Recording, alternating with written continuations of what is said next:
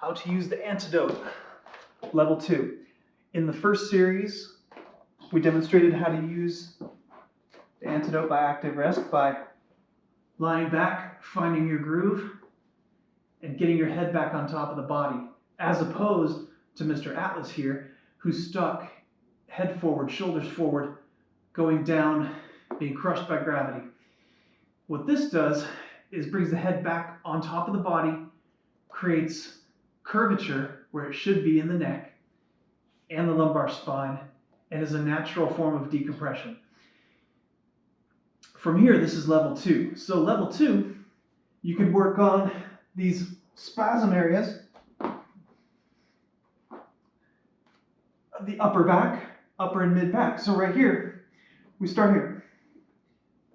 Find a spot where you have tight muscles or misalignments, and you arch back, arms overhead, lengthen.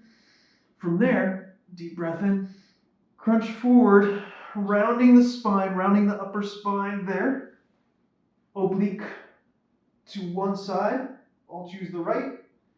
You can choose left first if you desire. And then oblique to the other side. Give a little pull off the legs and give it a little extra. And back. Now you may have heard an audible sound on that pass. It's not necessary. This is not about the cracking, folks. Arms overhead, lengthen the spine, deep breath in. Crunch straight up, round the spine.